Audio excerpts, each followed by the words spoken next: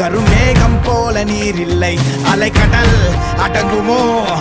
அதிகார குரலுக்கு எப்போதும் நீரின் வீழ்ச்சி நீதானே. உன்னை நீந்தி கடக்க முடியாதே ஒரு பனித்துளி, அது எரிமலை அணைத்திடுமா?